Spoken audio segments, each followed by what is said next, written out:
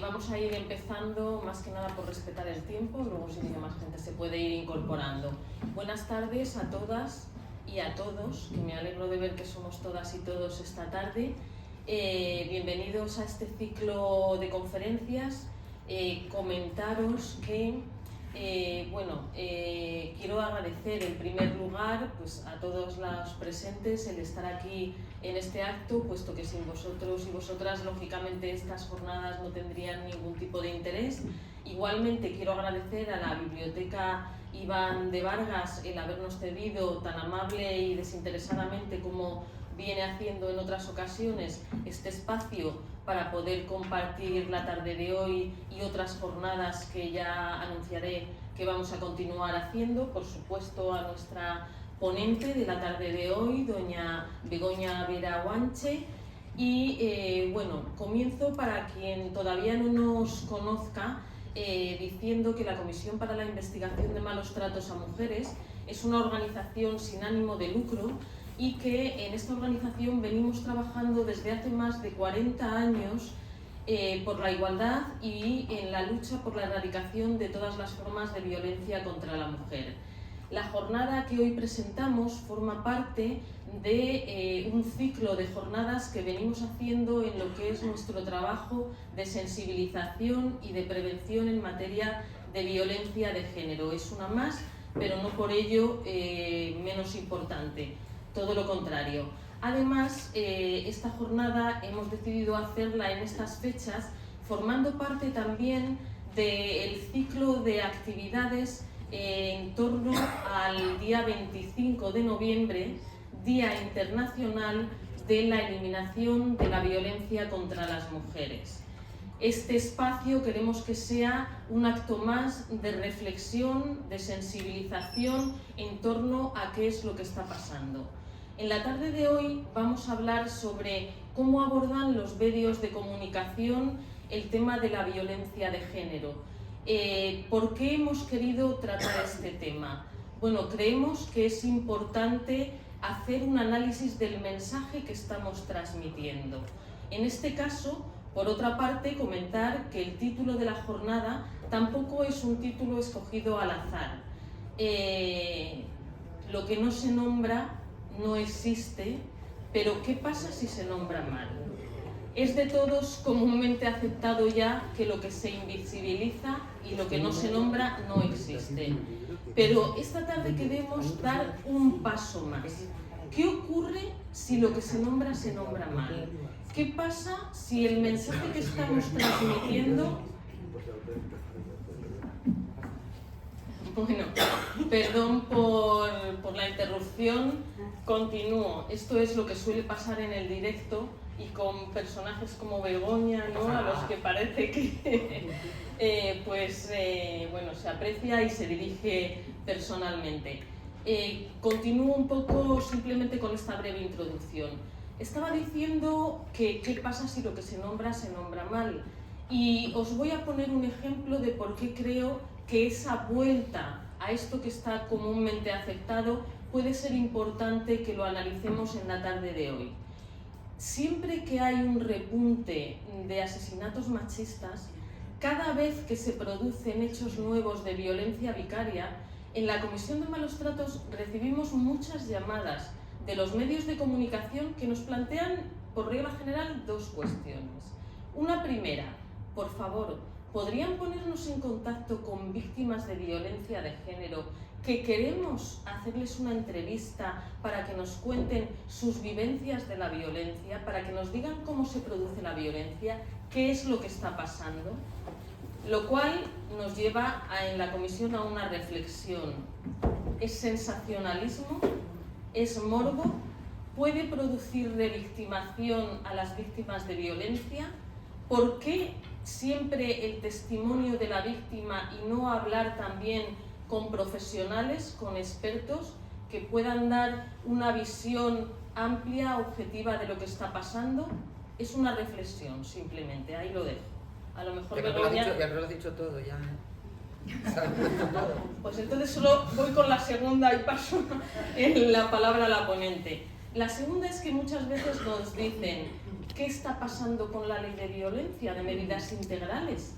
¿Por qué desde el año 2004 que tenemos una ley de violencia de género, la violencia persiste? Y yo como abogada a veces contesto a los medios, vamos a ver, la ley es un instrumento, pero es un recurso al que se debe acudir de forma subsidiaria. Es el paso último que se da porque el problema existe y porque el delito se ha cometido. Lo que debemos preguntarnos no es si la ley funciona o no, porque realmente yo considero, y de verdad os lo transmito esta tarde, que es una de las leyes referentes a nivel europeo y a nivel internacional. Lo que hay que preguntarse es, ¿qué pasa en el fondo y en la raíz de la violencia de género? ¿Qué valores estamos transmitiendo a nuestros jóvenes y a nuestras jóvenes para que esta violencia se siga reproduciendo? ¿Qué pasa con el mensaje feminista que no está llegando o está llegando de forma distorsionada? Bueno, pues para explicarnos todo esto tenemos esta tarde aquí a Begoña Vera. Begoña, bueno, es experta en comunicación. Os comento que en este caso cojo el currículum porque es amplio. Es licenciada en Filosofía por la Universidad La Laguna, también tiene amplios estudios en Ciencias de la Información y la Comunicación, es experta en Dirección y Producción de Cine y Televisión por la Universidad de Las Palmas de... No, empezó por Barcelona, ahí sí me fui para pues afuera. Mira, yo quería salir fuera porque en Canarias no hay de todo. Perfecto, porque así domina, vamos, el panorama académico en todas sus formas y lugares. Desde hace algunas décadas, no decimos cuánto, que igual no queda bien, lleva años investigando y sensibilizando sobre nuevas masculinidades, el tratamiento de la violencia machista en los medios de comunicación y especialmente en el sistema prostitucional. Hace aproximadamente 9-10 años, y si no pues me corriges, igualmente responsable del programa de sensibilización, formación e incidencia política con la Fundación Oblatas, en el programa Daniela Oblatas. Pertenece igualmente a Vivas, Asociación Canaria de Mujeres de la Comunicación, y sobre todo, y por no extendernos más, ha participado y organizado en múltiples jornadas y conferencias dirigidas a sensibilizar sobre comunicación, violencia de género y especialmente en los últimos años sobre trata y explotación sexual de las mujeres. En definitiva, tenemos esta tarde a toda una experta. Espero que podamos aprovechar este tiempo y sí comentaros que al final de la ponencia vamos a tener un espacio que creo que va a ser también muy interesante para poder hacer posibles preguntas a Begoña. Así que, sin más, pues Begoña, te cedo la palabra. Pues muchas gracias. Pero primero agradecer que de bien nacido, ser agradecido, decimos en mi tierra. Pues muchas gracias por invitarme, es todo un placer venir aquí y poder compartir. A mí me gusta, me voy a explayar mucho, voy a controlar, intentar sujetarme a los tiempos, pero me interesa mucho el feedback luego, ¿no? Porque a veces no nos damos cuenta, yo tengo mi discurso, mi narrativa, y a veces confrontarla sirve para mí misma, darme cuenta de por dónde puedo mejorar y también cosas de las que no me he dado cuenta. Y no lo digo de baladilla, lo digo en serio. Bueno, empiezo directamente y muchas gracias a ustedes por el trabajo que hacen, por cierto. 40 años son muchos en esto. Hoy que cumplimos 50, ¿vale? Las que tenemos 50. Yo pues lo digo porque me toca con estas cosas a mi cumpleaños y cumpliendo, yo llevo 50 años en esto. Según mi familia, nací yo y el otro se murió del susto. Eso decían mis tías abuelas. Bueno, nací me crié en un matriarcado, matriarcado dentro del patriarcado, no político, sino rodeada de mujeres. Los hombres no existían, ni se les esperaba, no estaban. Bueno, para empezar, tengo que decir que yo tengo que centrarnos, y voy a empezar por la segunda cuestión que planteaba.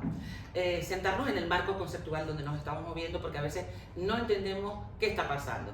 Y lo que está pasando, hay una trayectoria de explicación filosófica de feminismo, de teoría crítica feminista, que nos sitúa y nos coloca para entender dónde estamos. Y también es mi marco conceptual y teórico en el que yo me manejo para trabajar. Sin eso, sin sentarnos, sin posicionarnos y pisar, es a veces imposible entender o trabajar bien. Que esta es una de las quizás de las críticas que más hacemos a los medios de comunicación. Primero, bueno, ya entraríamos por la parte de los medios de comunicación, no me voy a liar, voy a ir primero por el marco. Pero van a entender que hay un hilo conductor que nos va a llevar hasta ahí. El marco conceptual yo lo voy a establecer en estos dos. Cambio civilizatorio y el nuevo contrato social. Lo que está pasando ahora mismo en la humanidad no ha pasado nunca en la humanidad. O sea, el cambio civilizatorio significa, y aquí hay ahora mismo podríamos nombrar al coreano, que nunca me acuerdo del señor este cómo se llama, el premio Princesa de Asturias y demás, pero hay muchas teóricas que hablamos sobre este tema.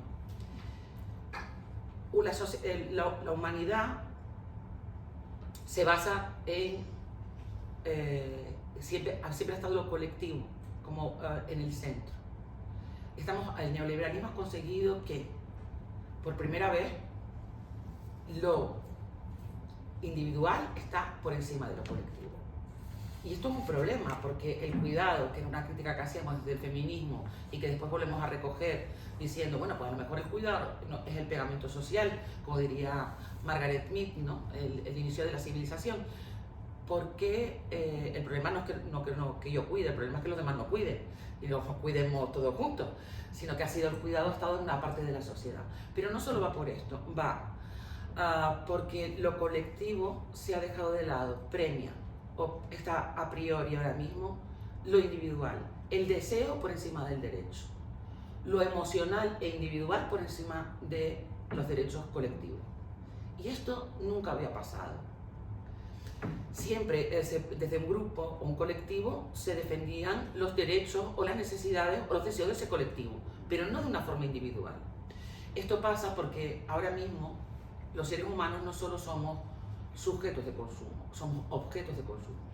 Y esto es un problema, en el que cualquier deseo, cualquier emoción que se te pase a ti por la cabeza, cualquier necesidad que tú creas o que crees que tienes el derecho, está por encima de cualquier deseo, crees que es un derecho y que está por encima del derecho del otro o de la otra. Si van entendiendo y miramos ahora con esta clave que les he dicho, miramos el mundo que nos rodea, mírenlo desde estos ojos, pónganse esta mirada y plantéense qué está pasando ahora cuando, y voy a la segunda parte, estamos peleando por el nuevo contrato social. Decía Cristina Molina Petit que en su libro maravilloso, que era sobre la dialéctica de la ilustración feminista, con el prólogo de Celia Amorós, que es una maravilla, es un texto maravilloso de las pocas filósofas canarias y que es recomendable. Lo que pasa es que las cosas de las colonias no llegan mucho a casa, pero bueno, se editó aquí, ella era profesora de Columbia y de la Complutense, no sé por qué no, pero bueno, ese prólogo, y cuando ella habla del nuevo contrato social, y estaba hablando de ello en los 80 y 90, y ella decía que el problema que planteaba el feminismo, y aquí viene la frase aquella de que la hija bastarda de la ilustración es el feminismo, la hija no esperada fue el feminismo, no se nos esperó, no se nos pidió permiso, se nos estableció, se nos puso como sujeto, no como sujeto, sino como objeto del contrato social que establecieron unos señores, se fueron a la asamblea. Por eso decimos muchas veces, usted de izquierda o de derecha, yo soy feminista, es que a mí no me llamaron, yo no estaba allí, en el nuevo contrato social sí estoy, y llevamos 50 años, y digo 50 porque son los 50 años en los que más ha cambiado la humanidad, y no nos damos cuenta, pero mira cualquier documento, cualquier gráfico, lo que sea, del mundo hace 50 años, muy pocas veces había alguna sujeto política, alguna, pero no nos veíamos a la mujer, no como colectivo, cuidado, porque somos más de la mitad de la población mundial, el 52% ahora mismo, no éramos sujetos de nada. El nuevo contrato social que se plantea es cuando las mujeres empiezan los cambios y plantean ser sujetos de su vida, no solo sujetos políticos. Este nuevo contrato social, que es el cambio que ha habido estos 50 años, producen ciertas fricciones. Ahora unimos las dos cosas, el cambio civilizatorio y el nuevo contrato social. Un choque de trenes. Los señores no han hecho el trabajo que tenían que hacer. Han vivido, y esto lo digo con trabajo de masculinidades alternativas que llevo muchos años trabajando. Trabajo con un grupo de hombres ¿saben lo que es? Desde hace 16 años. Uno que lleva 16 años. Y el primer año no hablaban. Se reunían cada 15 días y estuvieron un año sin hablar. Porque claro, había que sentarse con ciertas condiciones que eran no hablar de política, no hablar de trabajo, no hablar de deportes, y solo se podía hablar desde lo personal. Estuvieron un año sin hablar. A mí me parecía, yo sufría un montón, porque primero había una intención. Se reunían hombres totalmente de diferentes marcos conceptuales, económicos, culturales, y se reunían para intentar ver qué podían hacer para mejorar su vida y mejorar su entorno. No podían. Pues este grupo lleva 16 años, este grupo está en La Palma, y hay otro grupo en Gran Canaria que también lleva también al mismo tiempo. Entonces, sé de lo que hablo por el acompañamiento. No han hecho un trabajo. Esto es anecdótico. Son 20 hombres y 20 hombres. El resto de la población, como el trabajo que hemos hecho las mujeres de construcción, y no digo que todas las mujeres seamos feministas, porque no lo somos, todas somos machistas y todos y todas somos machistas, lo que pasamos algunos o más por un proceso de deconstrucción que nos da la teoría crítica feminista. Digo todo esto, los hombres no han hecho este trabajo, a los hombres ha habido este cambio civilizatorio que les ha cogido en pañales. Nosotras hemos ido, y aquí pongo ya cuáles son las herramientas con las que tenemos que trabajar para entender esto. No han hecho ese trabajo, no tienen herramientas emocionales y, como ellos dicen, a la barriga, ¿no? Porque esto lo decía un autor en Berkeley. ¿De dónde vas? Al estómago. Entonces, ¿qué haces? Pues buscas a culpar a alguien. Culpas a alguien, buscas a alguien a quien odiar, las feministas, las mujeres, el mundo, el sistema, no sé qué, no sé cuánto, pero tú no te revisas. Entonces hay un problema de choque de verdad atómico, que es lo que está pasando ahora. Entonces con estos mimbres que tenemos ahora, que dicen, bueno, ¿qué está pasando? Pues está pasando esto. No, una parte de la población no está haciendo análisis ni se está trabajando, no está entendiendo que el mundo ha cambiado, no entiende que hay un nuevo contrato social, no entiende muchas cosas y el refugio es odio a un sector de la población que me está diciendo a mí que ya yo no soy suficiente en vez de revisar. Entonces, de ahí viene que mucha gente joven, que cuando vamos a los datos y nos vamos a las estadísticas y nos vamos por la sociología, entendemos qué está pasando ahora. Es más fácil refugiarse en ciertos discursos. Es que tengo que ser buena. Hay ciertos discursos que son muy facilones, que son brutales, que no pasan más allá del estómago, no suben nunca por los jugos gástricos, no llegan hasta aquí nunca y no llegan aquí nunca. Entonces nos quedamos con eso, odiamos a otra y lo que buscamos es que si las mujeres volviésemos a los lugares de antes no pasaba esto. Así pasa lo que ha pasado en Alpedrete estos días. Sí. Que yo creo que traía un montón de casos para hablar de noticias, pero creo que es que, bueno, ni pidiéndolo adrede, ha salido un ejemplo tan perfecto de entender del tratamiento de los medios de comunicación, pero entender qué es lo que está pasando con las violencias machistas, ahora mismo, ¿no? Y entraríamos por lo de las violencias de género, que yo no diría nunca jamás violencia de género porque eso es lo que recoge la ley. Ya tendríamos que cambiarlo. Ese es el principal problema, que tenemos una ley que solo se queda con sujeto con el encorsetamiento de las relaciones entre parejas, cuando sabemos que las violencias machistas son estructurales, que nos atraviesan, nos afectan a todas y son muchas. Entonces, claro, ahí tenemos un problema, tenemos otro conflicto, se nos queda chico ya. O sea, dice, si es la mejor, sí, genial, pero es que ya tenemos mucho trabajo hecho, hay que adelantar. Bueno, también hay un problema, yo hablo así súper rápido, no estés estresada, o sea, sí. Después dicen que los canarios somos aplatenados, no es verdad, yo soy el ejemplo de ello. Después tenemos una confusión teórica y aquí entraría la parte filosófica, o sea, yo esto, es que claro, a mí, sobre todo cuando estoy en tertulia, en un espacio que se llama La Aquelarre, o salgo en la tele, que toda la semana salgo en la televisión canaria con tertulias, claro, yo siempre me meo, bueno, digo Me río mucho de esta confusión que hacemos constantemente. Una cosa es lo teórico, ¿vale? Y cuando confrontamos con otras personas, hay 3 niveles de discurso. El personal y emocional, el yo, el moral, lo que me afecta a mí, y lo relacionamos con aquello que decíamos del deseo y el derecho. Bueno, pues claro. Y no podemos quedar aquí. Entonces, cuando estamos debatiendo cosas tan importantes como esta, que son temas muy importantes porque nos atraviesan como sociedad y nos explican y nos configuran como sociedad, te puedes quedar en el discurso de él. Y tú tienes que respetar, y yo tengo que respetar el discurso emocional y moral, por supuesto, pero solo como a ti como persona te puedo entender, puedo hacer el esfuerzo, hay veces que no. Luego pasamos al ético, que serían las reglas que nos damos en nosotros, tú y yo, ¿no? Sería el ético. Pues, ¿en qué marco nos movemos? ¿Cómo nos vamos a debatir? ¿Cuáles son las normas? ¿Cuáles son los límites que nos estamos poniendo para tener este debate? Y después sería el político, que sería el social. Que claro, aquí pasa una cosa, el mejor invento del neoliberalismo es que nos ha hecho que seamos incapaces de soñar. Y si no lo entienden, les voy a poner un ejemplo. Fíjense en la producción cinematográfica, narrativa, la producción cultural, todas las distopías que hay y las pocas utopías sociales que hay. Somos capaces de hablar de todo lo negativo, de lo malo, pero si nos planteamos y nos preguntamos, yo esto lo hago mucho con mis estudiantes, que me encanta, los tengo como conejillos de India y les gusta. Y les digo siempre, ¿y qué mundo te gustaría vivir? ¿Y cómo sería ese mundo en el que te gustaría vivir? Y si pudieses elegir un mundo, somos incapaces. Pero si les prometo que si hacen ese ejercicio ahora mismo, también les va a pasar. Tendrían que sentarse, planteárselo y estructurarlo.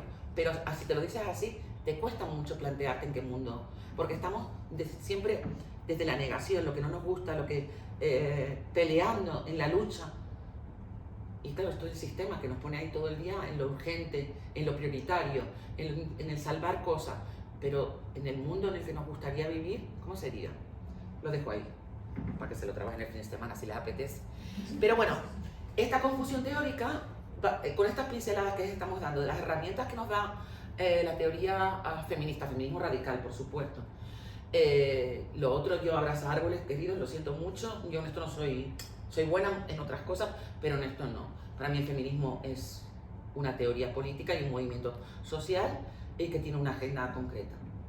Lo otro, que está muy bien que exista, pero yo estoy harta de hacer lo que me pide el sistema que tengo que hacer. No, que tienes que cuidar, es que nosotros, no, estupendo, peléenselo ustedes, a trabajar todos juntos.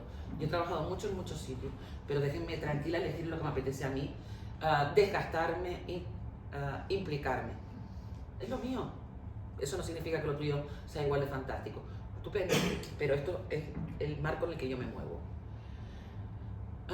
Decíamos, crisis civilizatoria, nuevo contrato social, herramientas que nos da el feminismo teórico, la empatía, porque de verdad, sobre todo cuando trabajas en el sistema prostitucional, que es el sistema en el que todas las mujeres que están dentro del sistema prostitucional viven todas las violencias a la vez en cada momento. Tremendo. O sea, dentro de una habitación tú vives todo el momento. Entonces hay que dejarlo, tienes que distanciarte, entonces a veces tienes que empatizar un poco y contigo mismo también, ¿vale? Estas cosas a las que nos dedicamos hay que a veces coger respiro, salir. Y después conceptos importantes que tenemos que tener claros, porque si yo no discuto ya sobre el sexo de los ángeles, hay cosas que miren, lo siento mucho, pero no tengo tiempo. Mi vida es muy corta, las definiciones son lo que son, yo no voy a discutir que esto es una mesa, porque a ti te parece que es una silla, me parece estupendo, pero no podemos, no se puede. Entonces, yo digo dónde me muevo, mi marco. Si ustedes tienen otro, estupendo, pero yo les voy a contar desde el marco en el que yo me muevo. Me parece bueno que siempre que empecemos, y esto lo digo ya como pedagogía, siempre que empecemos a hablar, que a veces no entendemos muy bien desde dónde se está situando la persona que nos está hablando. Y yo creo que a veces hay que bajar un poquito y decir, mira, yo soy esto y esto. Me he visto con esto, tengo sujetador, braga, y esto es lo que hay. ¿Vale? Nada más. Después para que me vea, ¿eh? y nos veamos. Y no haya bronca, ¿vale? Que estoy muy cansada. Consentimiento, libertad, privilegio y empatía. Consentimiento, y aquí esto es de verdad, yo con los juristas, con esto tengo yo. Siempre tenemos una norma jurídica que es el Convenio de Estambul, que es la norma superior, y yo no sé por qué, y lo especifica claramente. Yo no sé por qué nos metemos en jardines a veces que no tenemos que meternos. Porque claro, consentimiento sin deseo, pues bueno, así pasó lo que pasó. Bueno, consentimiento. El consentimiento lo deja claro, el consentimiento es real y viciado. El viciado siempre es que interviene una jerarquía y siempre que hay un intercambio. No es real. Eso es viciado. Imagínense. Por eso lo dice el Convenio de Estambul. Si lo leemos, pero claro, aquí tenemos que inventar cada vez que hablamos. Libertad. ¿Qué pongo aquí? Sí, libertad, que ya ni veo, perdón. Libertad, aquí lo de libertad, que son las opciones. Esto sirve sobre todo mucho para trabajar, cuando trabajamos con mujeres, entender, y cuando hablamos, por ejemplo, de la ley abolicionista, lo que es dar opciones de vida, ¿no? O sea, sí, me parece estupendo. Y sobre todo porque a veces nos queda chiquito. Por ejemplo, a mí esto siempre me hace... Amelia, digamos que supera a mi hermana, siempre lo discutimos y nos reímos mucho, digo, porque siempre estamos discutiendo con lo de que las mujeres de la opción o te prostituyen o te vas a limpiar escaleras. Y ¿por qué no me planteo, vamos a estudiar todas en Harvard? O sea, siempre peleamos por lo chiquito. O sea, yo ya me cansé. Yo si tengo que pelear por cambios sociales voy a pedir, yo qué sé. Vamos a hacer todas, yo qué sé, lo que nos dé la... ¿Sabes? Que siempre estamos discutiendo por lo chiquito. Y porque nos planteamos cosas... Entonces, la capacidad de generar opciones de vida. Esto es complejo, pero bueno, también tenemos que tenerlo ahí. Que la libertad es un concepto vacío, que es un verbo que solo se ejercita en el movimiento, en la opción, en el poder elegir entre opciones. Lo digo aquí y lo traje a cuento porque como en Madrid son tan libres, ¿sabes? Son un referente a nivel para el resto de España. En África los miramos a ustedes como el faro al que mirar sobre las libertades. Lo siento, soy irónica porque es que ustedes imagínense lo que nos hace gracia, ¿sabes? Como diciendo, ¿pero de qué me estás hablando? Cuando el ocio todo, aquí entraríamos con cuestiones como por ejemplo, yo vivo en Las Palmas de Gran Canaria y vivo al lado de una playa, la playa de las Canteras.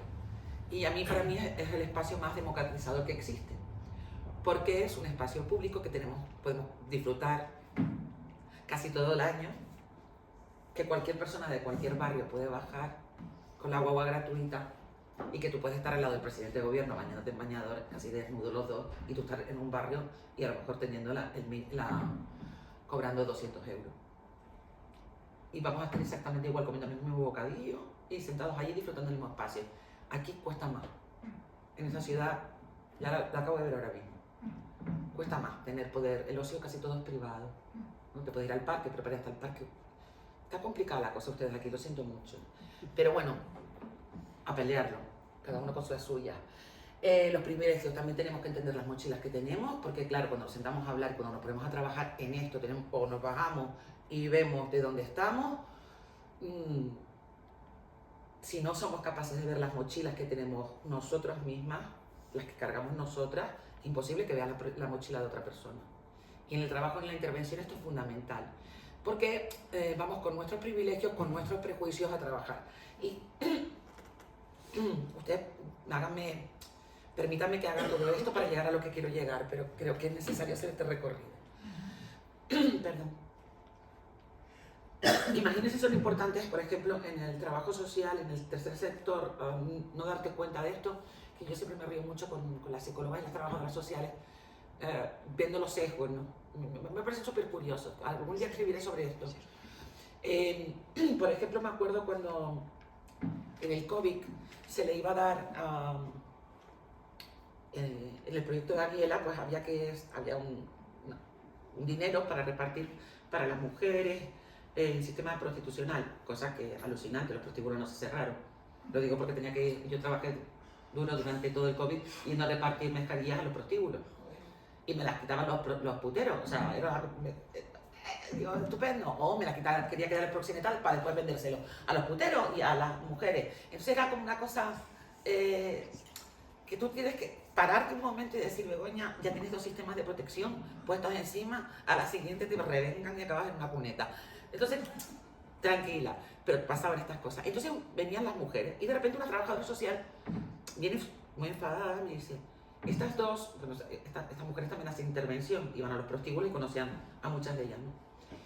Y dicen, es que estas dos que están aquí son las mamis, ¿no? Son las encargadas de este prostíbulo. Y han venido a pedir.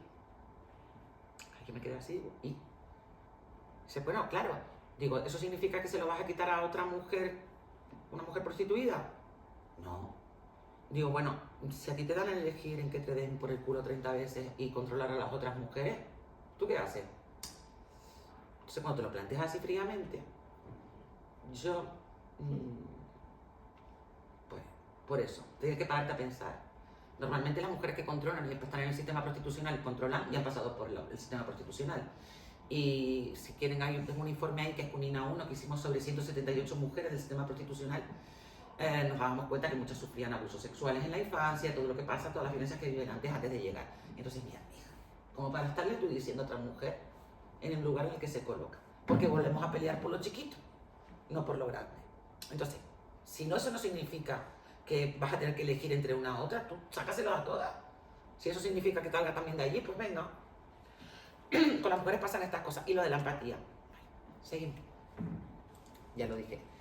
Concepto de trata, sobre todo lo tengo porque los conceptos son importantes. No voy a entrar ahora a todos los conceptos que imagino que los manejarán bien, pero si no los buscan. Pero sobre todo porque yo por ejemplo defiendo, y en esto discuto bastante, pero por ejemplo, si vamos a la definición de trata, se dan cuenta que siempre es o. O sea, no se tienen que dar todas las situaciones para ser considerada víctima de trata. ¿Por qué digo esto? Porque para mí todas las mujeres son víctimas de trata. A mí esto de la distinción de puta buena y puta mala, que se hace ahora, es más moderno, mujer prostituida, víctima de trata. Y después conlleva ahí, como eso que decía Adriana, Miguel, ese rollo de libre elección, ¿no? Que dejas como percibir, ¿no? Ay, parece que hay una. No, miren. Dentro de la definición hay algo que pone el aprovechamiento de una situación de vulnerabilidad. El concepto de vulnerabilidad. Vamos al siguiente. A mí este concepto, es que esta es mi tesis doctoral. Es que, claro, el concepto de violencia en el sistema judicial español, y el de vulnerabilidad. ¿Qué pasa? Es que, claro, todos los seres humanos, todas las personas somos vulnerables, a diferentes escalas. A menor edad, mayores vulnerabilidades, porque el sistema tiene que protegerte, y sobre todo porque los seres humanos nos cuesta más ser autónomos. Por lo tanto, el sistema falla más cuanto más pequeños son, o cuanto más pequeñas son. Entonces, la vulnerabilidad para mí, sí, es que puedes leerlo tú. Venga. Sí, vulnerable es aquella persona que no tiene otra alternativa real y aceptable que someterse al abuso implicado. Es decir, personas vulnerables son aquellas que, por razones de edad, género, estado físico o mental, o debido a circunstancias sociales, económicas, éticas o cultura, concepto de trata, les encuentra especialmente difícil ejercer plenamente sus derechos ante el sistema de justicia reconocido por la ley. ¿Vulnerable? Pues imagínate. Claro, mi compañera Carla Zabaleta, que me encantaría que estuviese aquí, que ella es abogada, siempre trabajamos las dos en investigación, las dos partes. El primero que hicimos de investigación fue de abusos sexuales en la infancia. Ese trabajo fue tremendo porque con otra compañera, que es que importantes son las documentalistas en los tribunales de justicia, que es otra amiga, se pegó el trabajo de sacar las sentencias firmes de la Audiencia Provincial de Las Palmas durante 10 años de abusos sexuales a menores en Las Palmas, que son 3 islas, Fuerteventura, Lanzarote y Gran Canaria. 10 años. Carla y yo tuvimos que sentarnos y revisar esos 10 años de sentencia. Parte cuantitativa. Se llamó Bajo la Alfombra. Fue un proyecto que presentamos, fue tremendo. Fue tremendo. O sea, yo llegaba a casa, yo soy súper emocional, yo siempre lloro, no pasa nada. pero es que me lo revivo. Y me duchaba y mi pareja me decía, y se te estaba haciendo sangre. Y no me daba cuenta, porque venía tan sucia, tan... Hicimos la cuenta de la loca, porque la ONU decía que para hacer investigación de este tipo, cuando hacían más las macroencuestas, ellos hicieron en Argentina sobre los abusos sexuales, el gran estudio que se hizo sobre abusos sexuales, lo hizo la ONU en Argentina. Entonces, se entendía que solo son denuncias firmes el 15% de lo denunciado y solo se denuncia el 15% de lo real. Y nos daba, haciendo la cuenta de la población, esos años de niños y niñas en edades, lo dividía y nos salía el 28%. O sea, 1 de cada 3 niños o niñas había sufrido abusos sexuales. Nos daban los mismos datos en las Islas Baleares, que también con Luis Ballester, con la gente de Calvia, habíamos trabajando esto y con la Universidad de Baleares. Y después pensamos que había algún componente con lo del turismo, lo geográfico, lo insular, y ahí estamos analizando todos esos datos. Pero nos daban, o sea, y pensamos, pero con estos datos, ¿cómo nos salimos a la calle, a las barricadas? ¿Sabes? Que era como, no lo entiendo, porque... Y fue justo cuando se llevó aquello que pidieron como una gran victoria, lo de los 25 años para hacer la denuncia. Y claro, nosotros decíamos, un abuso sexual en la infancia es un delito de lesa humanidad, no puede prescribir. Y sobre todo si entiendes el proceso, que no te das cuenta de que has sufrido un abuso sexual hasta muchos años después. Sobre todo las mujeres, que además los estudios dicen cuando somos madres, cuando se nos activa. Y sobre todo cuando vamos a entrar al lugar donde sufrimos los abusos. Lo digo porque me pasó a mí, acabé en el hospital, no sabía qué me pasaba. Entraba con mi hija a la casa donde había sufrido los abusos, recién nacida, y no podía moverme. Acabé en el hospital de la planta de psiquiatría, no sabía lo que me pasaba, me quedé para allá. Y era porque no había trabajado, después sí fui a terapia, lo trabajé, lo tengo muy trabajadito, pero era porque no recordaba o no había intentado eliminar todo eso. Vamos, si yo he podido trabajar y lo he trabajado, imagínate todo lo que hay detrás, que nos ha trabajado, lo que hay ahí, de vulnerabilidades y demás. Bueno, pues todo eso tenemos que mirarlo. Si no entendemos todo esto, cuando vamos a enfrentarnos a una persona, sobre todo con los medios de comunicación, cuando nos vamos a... Pues imagínense, si no vemos todo esto, no vemos mi mochila, su mochila, no tenemos las herramientas conceptuales, no entendemos lo que está pasando en el mundo, imagínense lo que hay. Seguimos. Concepto de violencia. Mire, concepto de violencia judicialmente es muy interesante porque en España, bueno, nuestro código tiene que ir relacionado con el delito. Violencia como robo, violencia como tal, para entenderse. Pero el concepto como tal, por favor, querida amiga lectora. La violencia en el derecho penal está lejos de ser un elemento típico con una interpretación consensuada y pacífica. Más bien es un concepto comodín que sacrifica su significado en el lenguaje común para adaptarlo a las necesidades interpretativas político-criminales de cada delito violento.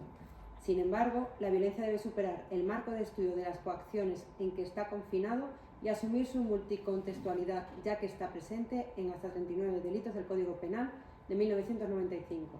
En este trabajo se aborda el estudio de la violencia con un exhaustivo análisis jurisprudencial y doctrinal de las diferentes conductas que se han valorado como violentas: fuerza física, personal, intimidación, violencia sobre terceros, fuerza sobre las cosas, narcosis.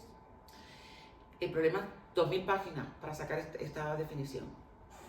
Tendrían que leer porque es que no hay un concepto claro del concepto de violencia. Por eso estoy con la tesis yo con esto. Porque, y aquí tenemos un problema. El concepto de violencia que manejamos es un concepto muy patriarcal. Y cuando digo esto, entendemos violencia desde cierta conceptualidad muy concreta. Por ejemplo, discutía con el juez de menores, tenemos unidad de menores en Canarias, este es uno de los primeros que tenemos, y el juez, que yo lo llamo Bruce Wayne, porque él se cree Batman, Tomás, y siempre discuto con él porque, claro, le dice, no, te poses mejor, tal, y bueno, si tienes un juzgado el que te parece todo estupendo, maravilloso, pero no tienes presupuesto, estupendo, y eso lo sabemos. Todo maravilloso, presupuesto, no hay, venga, estupendo. Bruce Wayne le llamo yo. Entonces discutimos sobre esto, porque claro, me decía, claro, ya tenemos los espacios para que los niños en unas condiciones puedan verbalizar lo que les ha pasado. Claro, si sabemos lo que es la diferencia entre abuso y agresión, sabemos que tiene que haber violencia.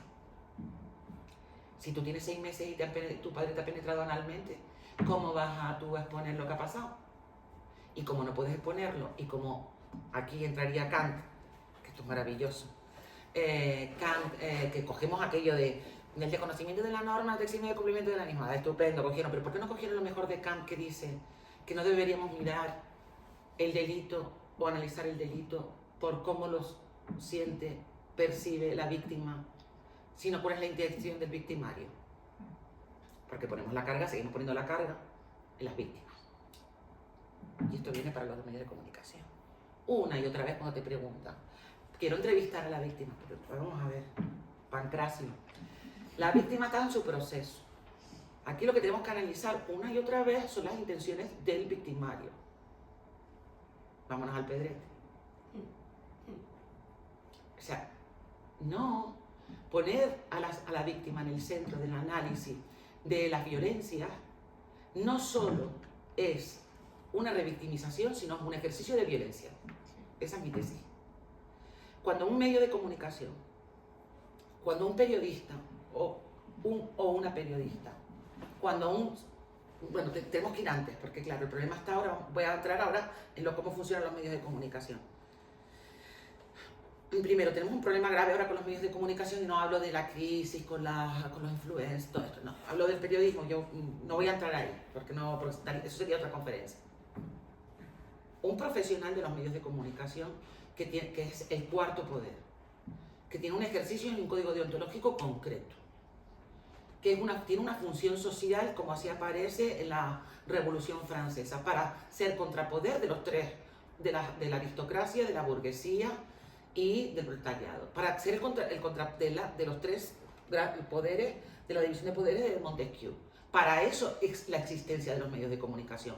Por eso se llama cuarto poder, porque se sentaba en la cuarta bancada en la Cámara de los Lores en Inglaterra.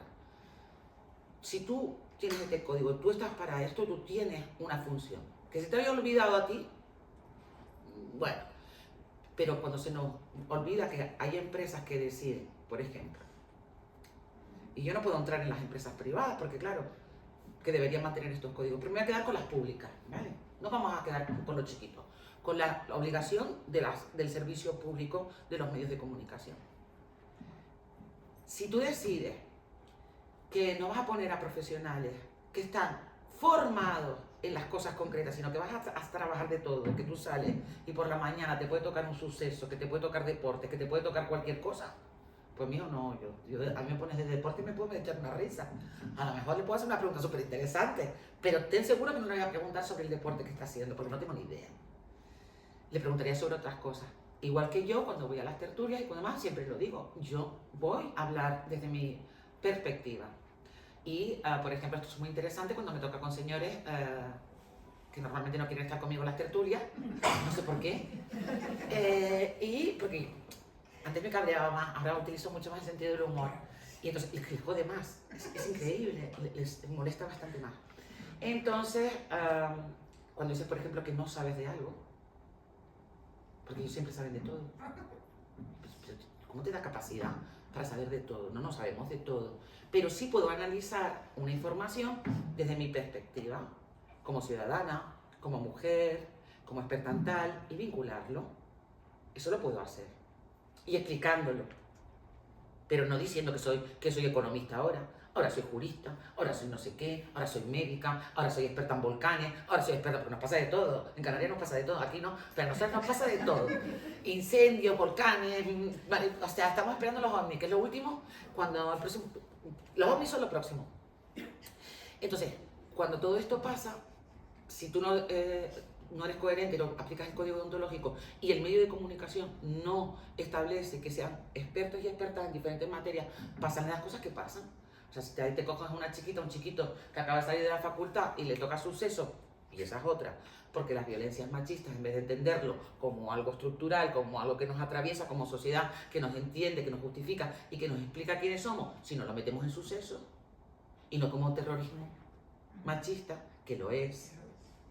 Porque es terrorismo machista y no lo, llevo muchos años diciéndolo, pero que ya lo aceptamos, menos mal. Porque la primera vez me acuerdo con Fernando Sabater, tuve una bronca que me echó de una conferencia por decirle esto, porque lo estaba insultando. Y digo, joder, pues llevamos más víctimas nosotras que ustedes. Lo siento mucho lo que pasa en el País Vasco, que yo vivía en Bilbao, pero no entiendo. Es que nosotras también nos están matando. No, pero no pasa nada. Que defender una cosa no significa lo contrario, que es que hay como una manía. Pues si yo digo, es que tú eres B, no, pues mío, pues hay B también, no pasa nada.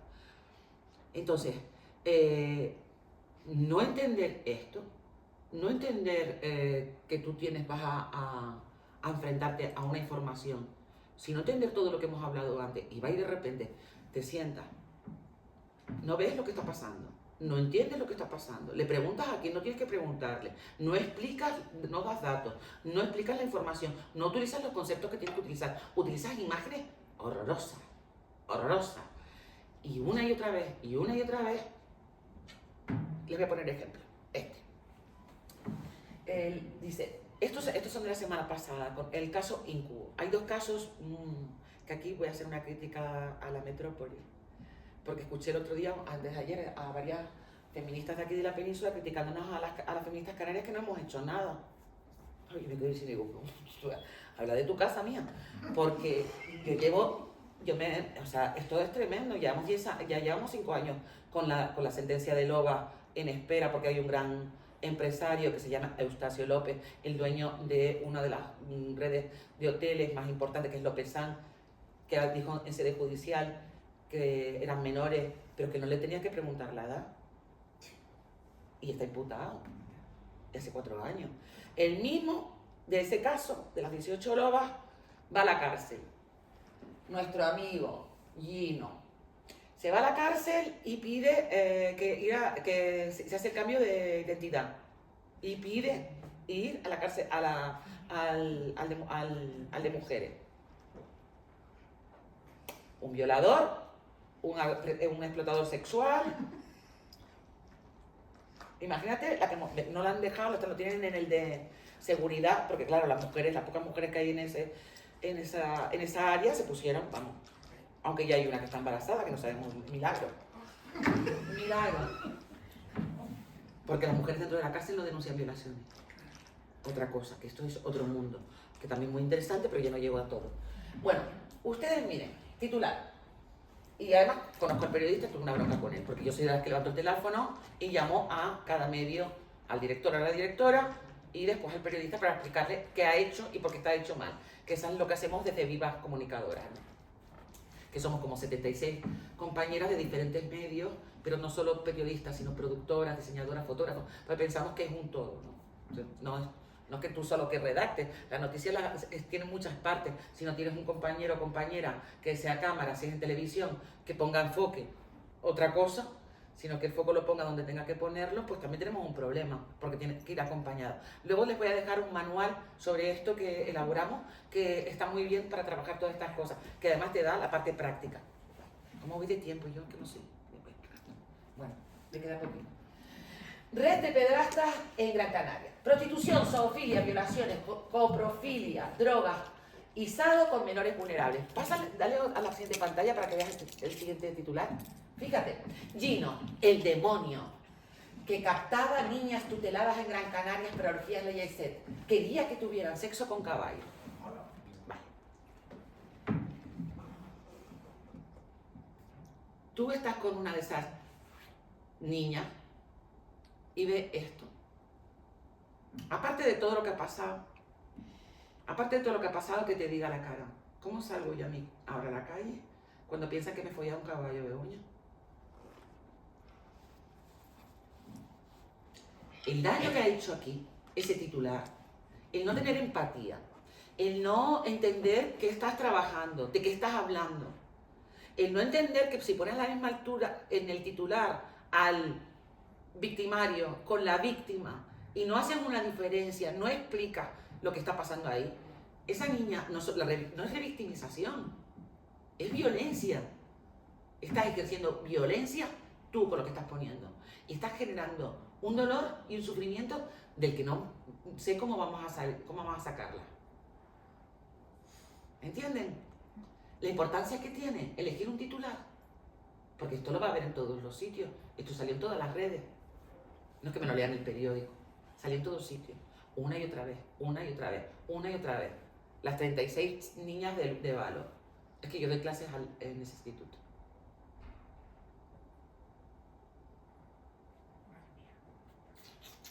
Pon el anterior, para atrás.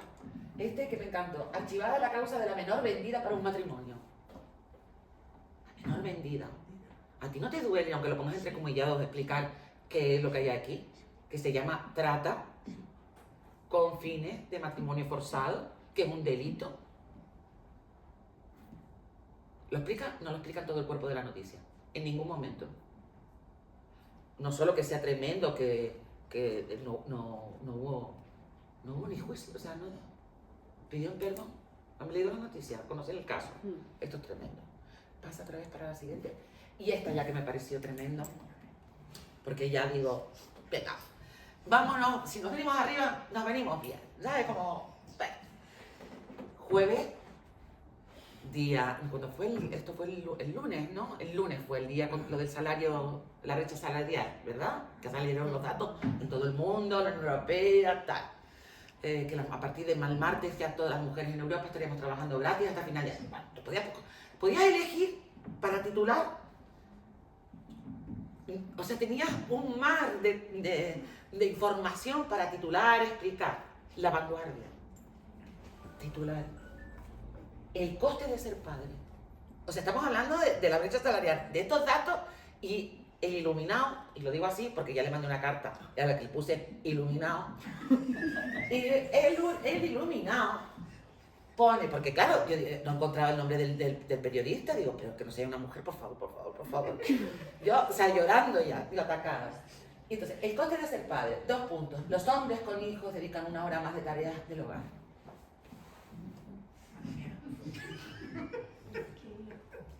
¿Ustedes no se sienten violentadas? Sí. Porque claro, yo digo, o sea, todo el trabajo que estamos haciendo, todo el trabajo que se está haciendo hoy día, de todas las asociaciones, sacando datos, explicando, para que te digan los negacionistas que eso no es verdad, y explicas frente al negacionismo datos, pues pones datos, tal. Supuestamente, y además la Vanguardia que supuestamente no es... Claro, a ver, aquí también hay señores resentidos, entonces están en todos sitios, entonces, que no son todos los tíos, pero bueno, que si lo fuesen, que es su problema, que se le ocurre, pero que pongan esto, o sea, no había ninguna otra información para titular. Y esta decisión de titular así, no es una decisión con un sentido concreto, que a los resentidillos, los que tienen problemas con las custodias, con todo esto y tal, uy, que tengo que llevar, joder, que no puedo ir al partido, uy, que tengo que ir a la guardería, joder, que tengo que hacer las croquetas, pues hijo, sí, pues tendrás que hacer croquetas, como hemos hecho nosotras toda la vida. Pues, mijo, no sé qué decirte. Yo todavía estoy intentando superar este titular, pero estoy intentando superarlo. Y ahora nos vamos, y aquí les puse como esto, que son cuestiones que a veces no entendemos todo lo que tiene que ver con todo lo que tiene que ver con la sexualidad, pero eso sería otro. Cierra y voy, espera, ¿me puedo levantar? Disculpe, encima estoy coja, o sea, vale, perdón. Las imágenes. Es que no traje nada porque es que ya las tenemos todas en la cabeza, ¿no? Sale primero el prostíbulo, las mujeres ahí semidesnudas, con la cabeza agachada, no, salen los puteros porque desaparecieron, ellos desaparecen. Yo doy mucha formación en la policía, y entonces con un mando de la Guardia Civil me dice, mira Begoña, ya estamos empezando a pedirles el carnet, para que se acojonen un poco. Déjeme la documentación. No, yo te voy a dar. Sí, hombre, porque por si acaso, usted como testigo del delito. ¿Sabes? Para anotarlo y para que se acojonen un poco, porque, claro, es la única forma de decir, oye, si me llega una multa a casa. Mira, yo vivía en el sistema, yo vivo en el barrio, vivía muchos años en el centro de un barrio prostitucional, con todas las mujeres. Y estábamos entrando en el coche en la casa, no sé qué, las compras para llevar en los prostíbulos, comida, porque a veces no tienen ni para comer. Y entonces le damos un golpe a un Mercedes que había en la puerta. Y claro, yo me pongo a esperar que aparezca el señor, ¿no? Con el Mercedes. Oh, este es el coche. Y digo, no, nos damos los papeles. Bueno, no, tampoco fue tanto. Claro, porque le llega a casa. Y claro, como dice que era la calle es muy conocida, pues la calle Lugo, la calle tal, son 4 o 5 calles que son muy conocidas, ¿no? Yo no me amo de la risa y digo, acepta el golpe. O sea, ¿hasta dónde llega la hipocresía? O sea, no le importa estar aquí, venir todos los días, porque los veo todos los días, a la misma hora, como a la misma hora, a las 7:30 me venían otros que dejaban a los niños en el coche, entraban al prostíbulo, que es el horario de funcionarios. Esas cosas son muy interesantes. Bueno, estas cosas, lo más importante era el tratamiento de la imagen. ¿Qué imagen poníamos? ¿Cómo hacíamos para, cuando estás dando una noticia, o cuando estás informando y trabajando de esto, modificar nuestra memoria o nuestra cultura en imágenes que tenemos sobre cuando hablamos de esto? Es súper complicado, me parecía súper difícil. Entonces damos claves, no solo van a tener, déjame solo ver, bajar el índice, ahí, poco a poco, solo poco a poco es la norma con la que trabajamos en el sistema prostitucional, ¿no? Cuando trabajas con una mujer, poco a poco y solo poco a poco. O sea, cuanto más tiempo pasas en el sistema prostitucional es imposible sacarte el prostíbulo de la cabeza. Eso lo vas a llevar toda la vida. Es como una adicción. No vas a poder salir de ahí toda la vida. Podrás vivir mejor o peor, pero no. Las dinámicas, las maneras en las que aprendes cuando vives en el sistema prostitucional son muy complicadas. Muy complicadas. Entonces, es muy difícil. En el índice que tenemos, compañera, por favor, lectora. Introducción, quiénes somos, propuestas de cooperación con profesionales de los medios de comunicación. Esto lo hacíamos que después lo elaboramos como talleres y se hicieron talleres en los medios de comunicación. Lo hicimos a través de Vivas, de la asociación, y fuimos. En algunos, cuando era servicio público, se forzaba que fuesen hombres y mujeres del servicio, pero cuando eran privados, como ya sabrán, fueron las 3 o 4 compañeras y punto. ¿Qué deben saber los profesionales de los medios de comunicación? Necesitan preservar su identidad, se sienten estigmatizadas y juzgadas. Porque esto, por ejemplo, esto de las víctimas que lo decía él, es que esto es, o sea, tú no sabes, yo cada la semana 4 o 5 llamadas tengo de algún compañero o compañera, por favor, déjame una mujer para una entrevista. Y yo, léete el informe, que también se los voy a dar, en donde están sus historias de vida, donde cuentan sus historias. Ya me lo han contado a mí, aquí está. Cada vez que ellas tienen que contarlo, tienen que revivirlo. Pero estamos hablando de cualquier víctima, no solo del sistema prostitucional. Entonces, eso es una de las cosas que se pide dentro del sistema judicial, que no tengan que repetirlo una y otra vez, que con una ya valga y que se haga de cargo, punto. Pues lo mismo. Los medios de comunicación hay que tener cuidado, ya tienen los datos. Entonces, por ejemplo, muchas veces las grabamos y las grabaciones se las damos a los medios para que lo tengan como archivo. Y como ahí tiene de todo, pero de todo, que luego se las dejarán y ustedes las pueden colgar y pueden ver qué cosas tienes que escuchar tú. Perdón. Se sienten estigmatizadas y juzgadas, contar su experiencia supone un sufrimiento, no siempre entienden el objetivo. Estos son los epígrafos, son los capítulos, ¿vale? Cosa que tienen de todo. Y su consentimiento debe ser informado. Sí, el consentimiento, por ejemplo, cuando esto pasa mucho en los medios de comunicación, que consiguen hablar con alguien, no se dan cuenta, no piden el consentimiento. Porque muchas personas no saben que esto, hasta dónde va a llegar. Y entonces tú le puedes estar contando algo y no sabes la dimensión que tiene. Explicar lo que es un off the record, explicar lo que estamos trabajando en ese momento y cuál va a ser hasta dónde va a ampliarse, hasta dónde va a llegar. Y ya con lo de la huella digital, pues ya cualquier cosa que sale ya no lo vas a poder coger nunca más, ¿vale? Entonces eso tiene que saberlo, que va a estar ahí.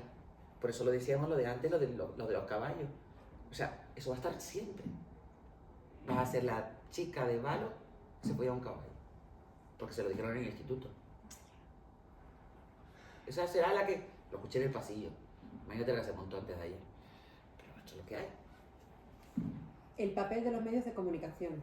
¿En qué se basan las recomendaciones? ¿Qué dicen las recomendaciones? Aportaciones y posibles soluciones. Ponerle rostro humano. Testimonios.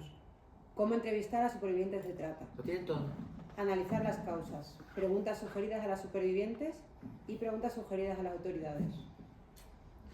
O sea, tienes el manual, tienen de todo. O sea, hicimos como para que cualquier persona, está disponible, ¿vale? Está en la red, pero aquí se lo dejamos. Pero la idea es si lo extrapolamos a cualquier otra víctima de cualquier tipo de las violencias machistas que hay. Cualquiera. Y ya les decimos que para mí me parecía interesante el trabajo y me he dedicado tanto tiempo a esto porque para mí la víctima, una mujer en el sistema constitucional, engloba todas.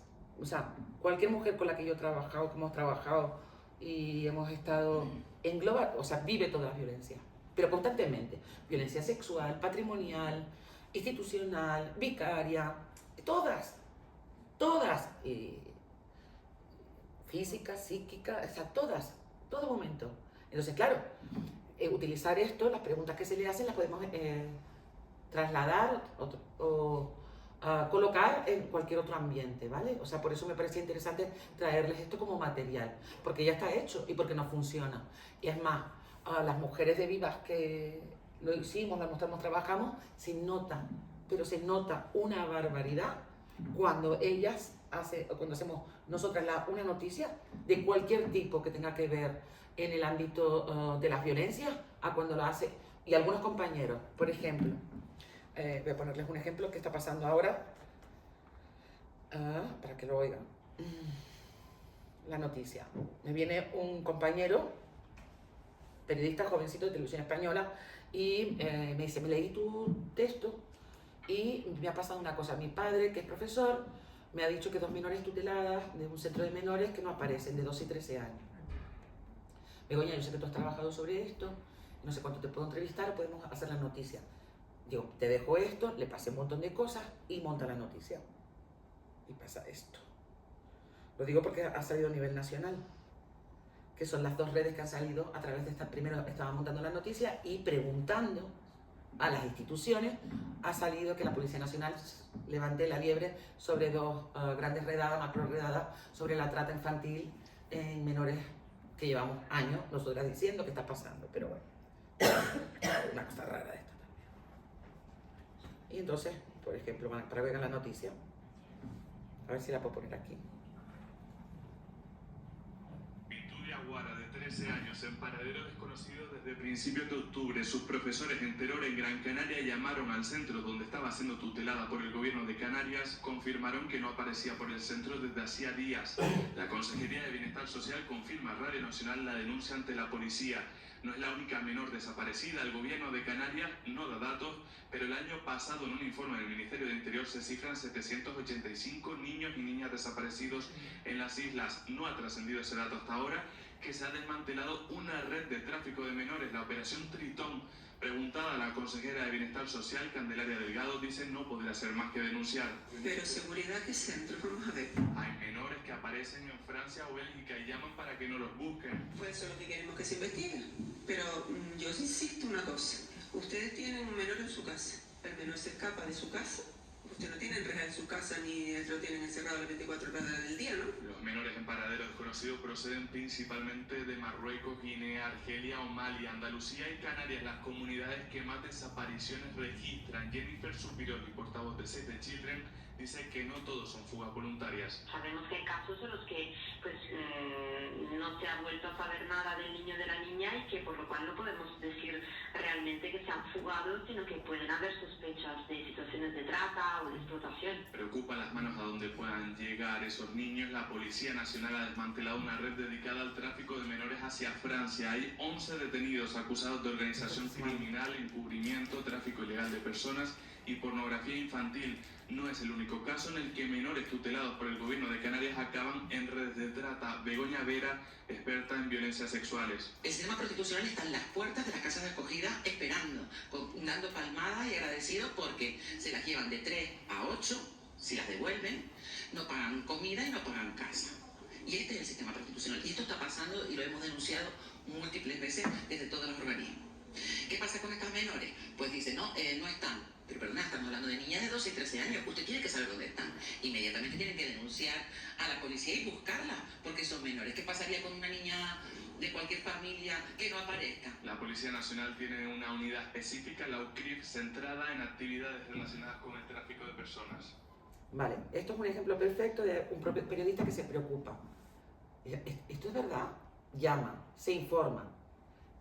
Se preocupa en formarse previamente para montar la noticia. Llama a expertas y pregunta. Y cuando tú preguntas y haces las preguntas que tienes que hacer correctas a las instituciones, pasan cosas. Porque claro, la consejera no quería asumir su responsabilidad. Los niños tutelados, no, los niños tutelados es tu responsabilidad.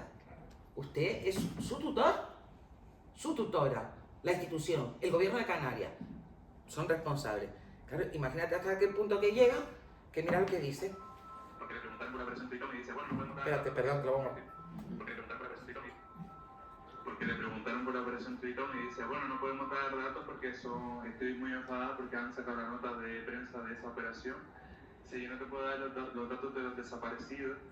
Y le dije, bueno, son 785 el año pasado. Mira, me miro. Pero bueno, este es nuestro trabajo también. Ese es nuestro trabajo también. Hacer las preguntas incómodas y las preguntas, pero teniendo la información. Porque claro, si ya, es que está todo trabajado, está todo investigado, para eso tanto en organismos como los de ustedes, como la comisión, llevamos años investigando, ofreciendo datos, visiones de tal. Los datos están. A mí no me vengas con tonterías. Si no te lo quieres currar, por eso es tu problema, pero dilo, sé honesto, di de dónde te mueves, cuál es tu margen, cuál es tu suelo en el que pisas y cómo te manejas. Entonces, todo eso lo tenemos. ¿Se puede hacer? Claro que se puede hacer de otra manera. Y además tiene una función social, que no se nos olvide. Preguntar, preguntas incómodas, pero bien formadas y trabajadas, pueden generar, pues mira, tuvieron que salir corriendo a soltar, que estaban con la investigación, que sabíamos que estaba, pero yo no podía decirlo, porque somos parte de la investigación. Porque claro, era una niña de 8 años que nos había llamado desde Hamburgo, que ella estaba en un prostíbulo. Entonces, claro, ¿cómo salió de Canarias? Bueno, de Madrid puede coger un coche, pero de Canarias... Pues ya habíamos dicho cómo eran las redes y cómo pasaba. Las habíamos informado.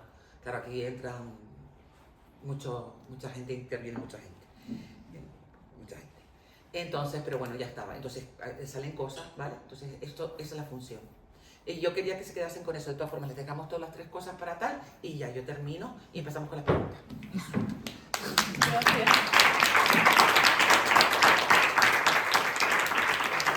Creo que lo he hecho círculo, ¿no? ¿Se ha entendido el círculo o me he perdido? Vale. Vamos allá. Bueno, Begoña, yo quisiera dar las gracias nuevamente. Creo que el silencio ha sido claro de toda la información que hemos recibido esta tarde. Yo me he quedado con algunas cosas que otras, como por ejemplo, qué importante recordar, porque todos lo sabemos, que los medios de comunicación es el cuarto poder, pero es que no lo recordamos. Entonces, qué importante empezar por recordar lo básico, que es que los medios son el cuarto poder, que lo urgente a veces deja detrás lo importante, lo fundamental, la formación, insistimos en la formación. Debería ser obligatoria. Absolutamente necesaria, eso creo que todas las organizaciones que trabajamos en este ámbito insistimos en ello. A mí me toca mucho lo de siempre la inversión de la carga de la responsabilidad hacia las víctimas, porque como intervenimos con víctimas en la comisión y trabajamos con ellas, pues es lo que vivimos siempre y lo que vemos. O sea, al final, ¿por qué saliste de esa manera? ¿Por qué hiciste esto? ¿Por qué dijiste que no? Mire usted que estaba bloqueada, que no podía decir que no. Mire usted, no, pero es que claro, no lo hemos demostrado, porque ya es que si nos metemos en el tema de la justicia, bueno, nos enfangamos. Creo que yo por eso digo que la justicia y la ley está ahí arriba, era lo que quería decir, porque es que nos enfangamos y nos salimos en ver lo importante. Bueno, pues después de todo esto, yo creo que además seguro que Begoña podría darnos una nueva conferencia sobre lo que además hay detrás del discurso político, social, la trata y la explotación sexual, los intereses económicos.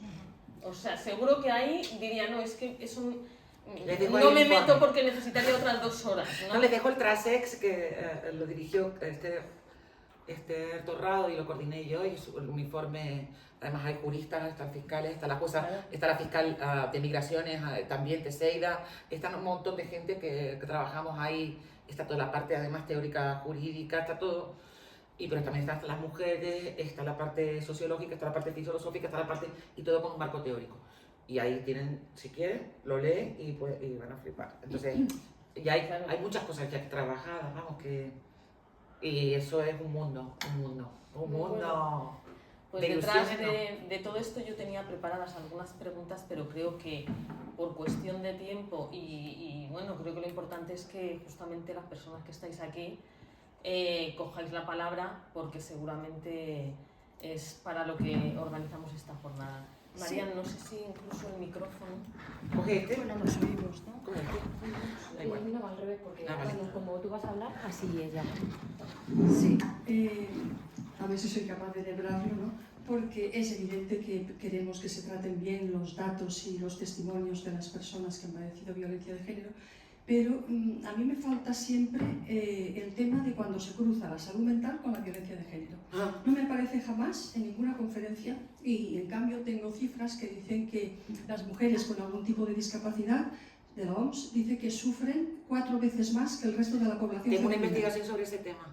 Entonces, claro, a veces he hablado con psicólogas y me dicen, es que claro, los expedientes se quedan en cajones por protección de datos, ¿no? Pero eso hace que, así como estamos cuidando para que la prensa lo trate bien, hace que jamás se habla de este tema.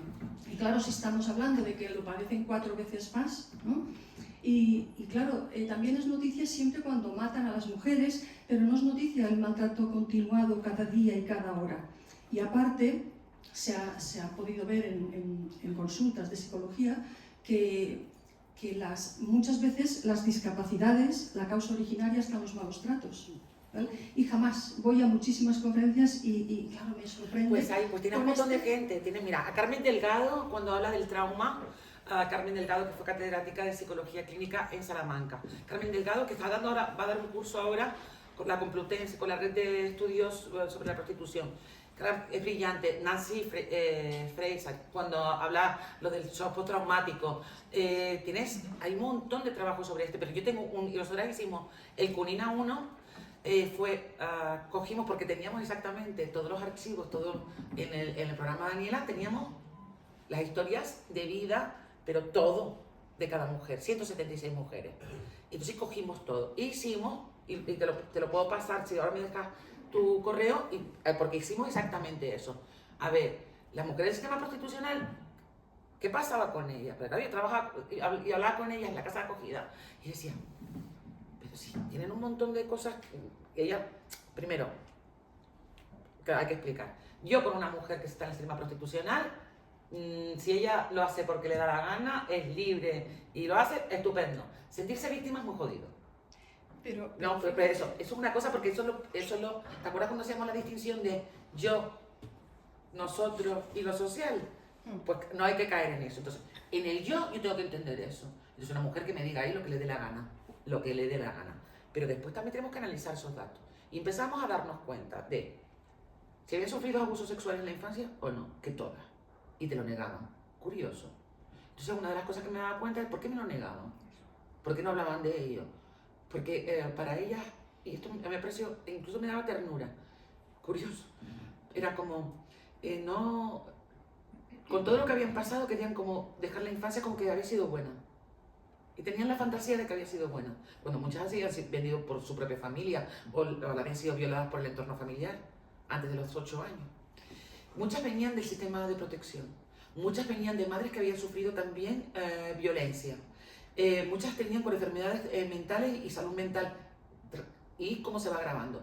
El MUNISCAP, que es el informe que se hace cada 4 años, establece lo que pasa a los cuerpos, cuerpo y mente, de las mujeres en el sistema prostitucional, independientemente de lo que ella diga.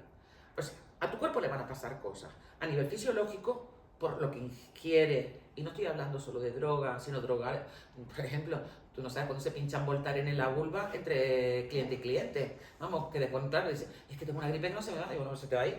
Si te tomas antibióticos 200 al día o cosas así. Entonces, Pero de salud mental ya está establecido, hay un marco que ya te establece. De 0 a 3 meses, lo que le pasa a tu salud mental, después, estamos hablando de media, después hay gente que la primera vez se quedan ahí, porque ya lo tenía. Entonces, ya hay un montón de estudios, sí, el problema es transmitirlo. Cuando vamos a transmitirlo, pues hay muy pocos entornos. Yo te sugiero que veas las jornadas que hacemos nosotras, que son las jornadas que hacemos en Gran Canaria todos los años, que están colgadas, además te las paso también, pues las puedes poner ahí.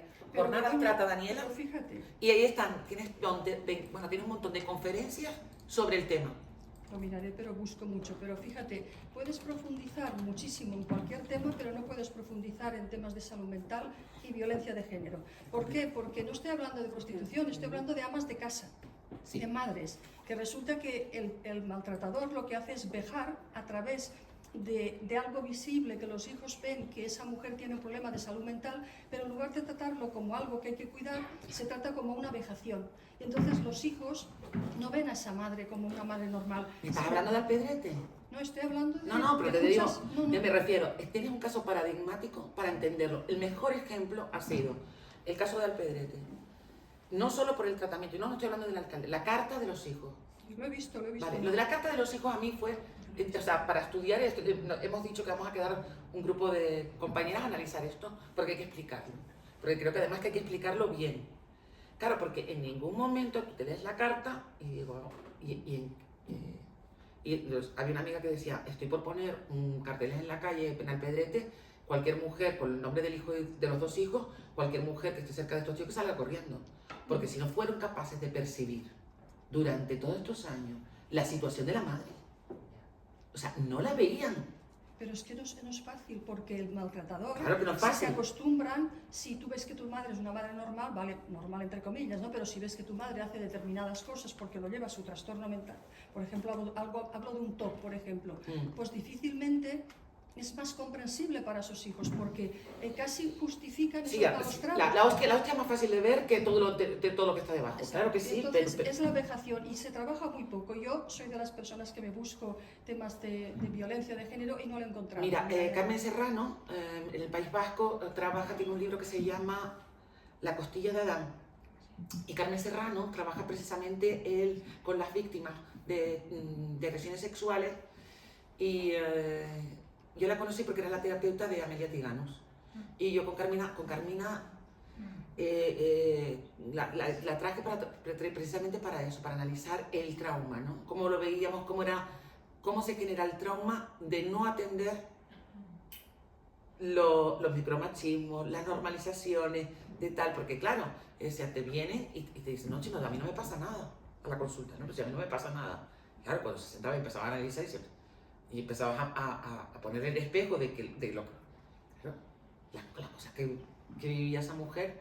Pero para la prensa, evidentemente, Pues eso se es ha muy de cuidar, pero no hay testimonios en primera persona en los planes de salud mental y de violencia de género. No, es muy Yo difícil. he preguntado y no se recogen. Es muy Se va difícil. mucho a la teoría.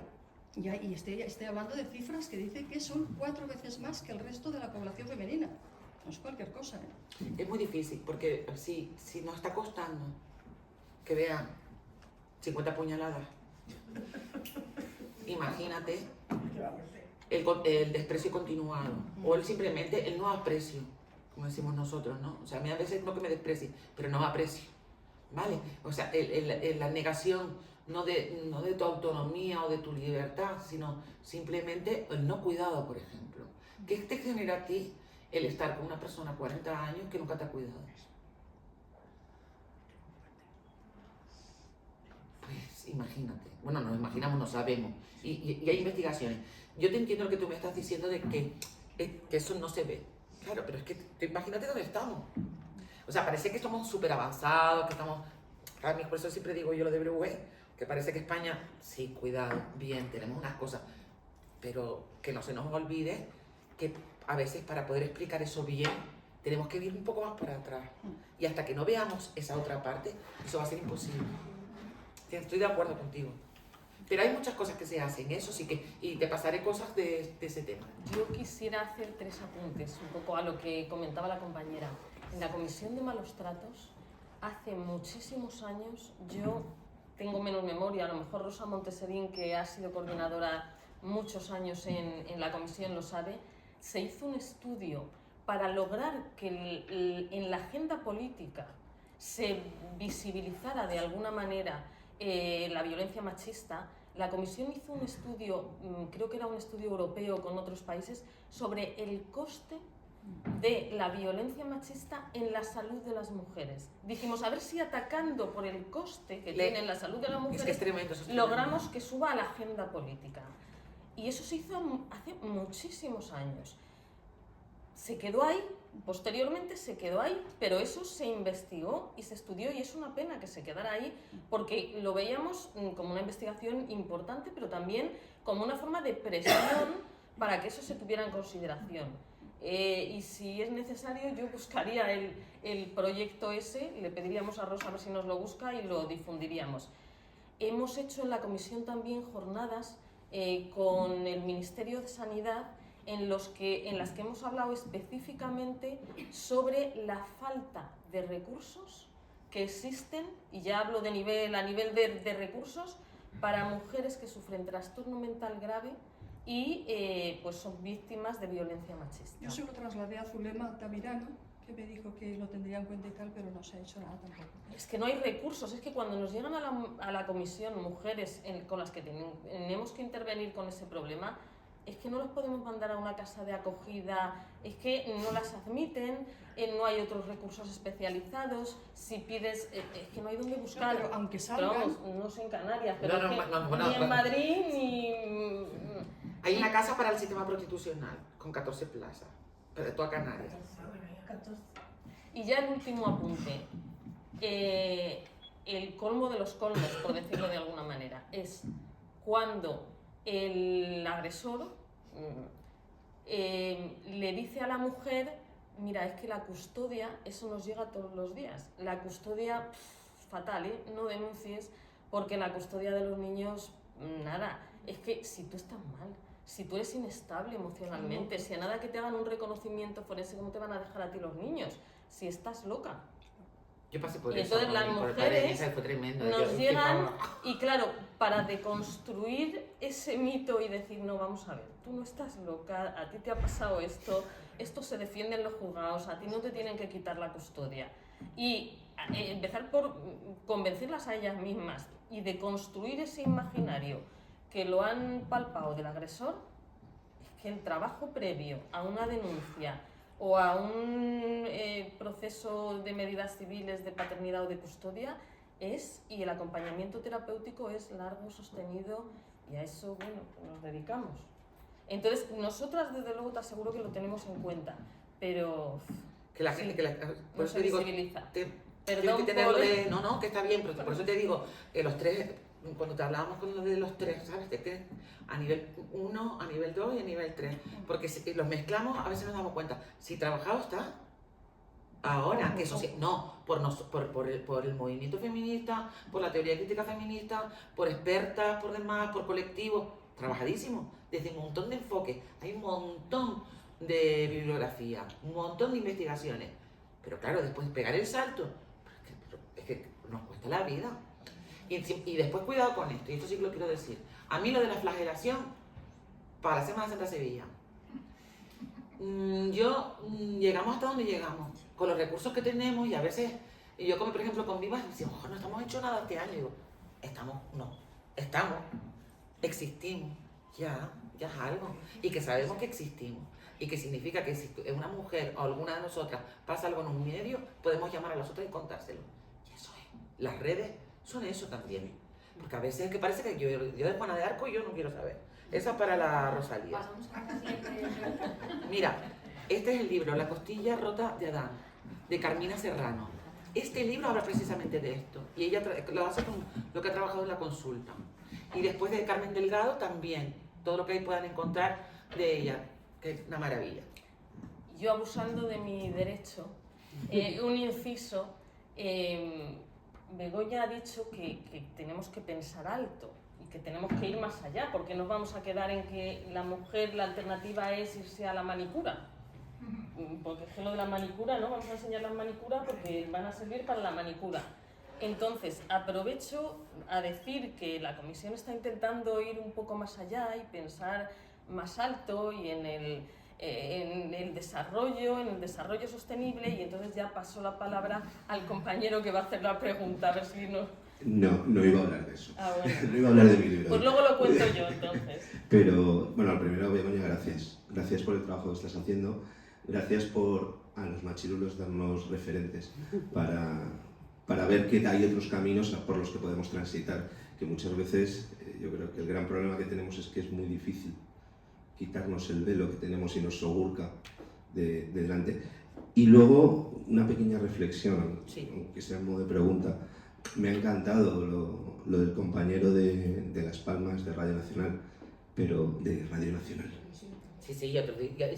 O sea, no es de OK Diario, no es de ABC, no es... ¿Y de La Vanguardia? No es de La Vanguardia, lamentablemente, o del País, donde yo también he tenido relaciones. Creo que aquí también tenemos que quitarnos otro velo, y es de ese cuarto poder. ¿Es realmente un cuarto poder? Es un cuarto poder.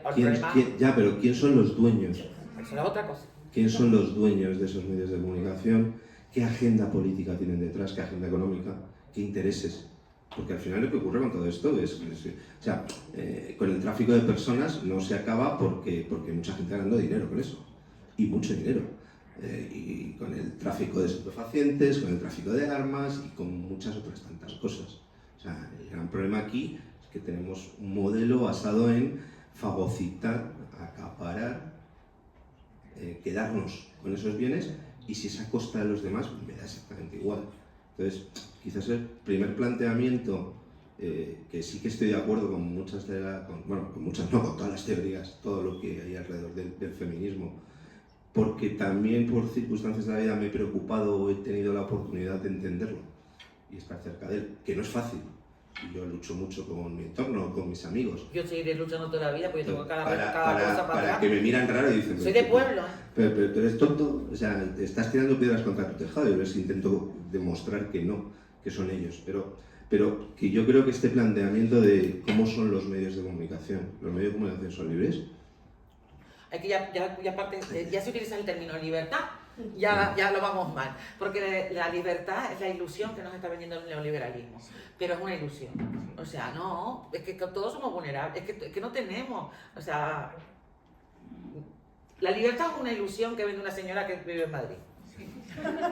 Y luego que se llama tomar caña, que está muy bien, pero no, mira, la libertad no es eso, la libertad es tener capacidades de opciones. El problema es que no nos estamos dando opciones, y cuando nos estamos convirtiendo, que ese es el problema del cambio, cuando somos productos, vamos a ver, el sistema prostitucional ahora mismo es el macronegocio ilegal más importante del mundo, por encima de la venta de armas ilegales y las drogas. Los narcos ya han dejado la arma y la droga, pero vamos, si yo llego allí, me cojo 40 mujeres, las pongo a producir, en 30 días tengo 400.000 euros. Y la plusvalía, el concepto de plusvalía marxista, uy, desaparece. No tengo que producir coca, no tengo que plantarla, no, cojo, pum, produzco, y cuando no sirve, hay más esperando. Porque siempre va a haber mujeres en situaciones de vulnerabilidad. Y las hay, pero vamos, y si no, más abajo. Pero el problema es que ahora el sistema prostitucional no solo es eso, no es la prostitución de calle o de piso, o de no sé cuánto, está la prostitución 2.0, que es todo lo que tiene que ver, y la pornografía. Entonces, cuando están las tres patas, eso, el sistema prostitucional, es dar pasta, mueve miles y miles, y intervienen muchos actores. Y hay estados que son proxenetas como el nuestro, por ejemplo, cuando el señor Rajoy, M. Rajoy, dijo que lo puso en el PIB. Esto pasó en España, ¿no se acuerdan? Y todavía no lo ha quitado el gobierno que tenemos. Entonces a mí me da igual un ojo que otro, que me da igual ya, porque me cuenten milonga. O sea, uno lo puso pero tú no lo quitaste. Y después me hablas de sindicato. O sea, aquí hay demasiados intereses, ¿sabes? Demasiado dinero detrás. Entonces cuando se mueven tantos intereses y cuando el ser humano se convierte en objeto, es un producto, que es el problema, y aquí entraríamos vientres de alquiler, aquí entraríamos con muchas cosas. Y ahora mismo la cosa está complicada.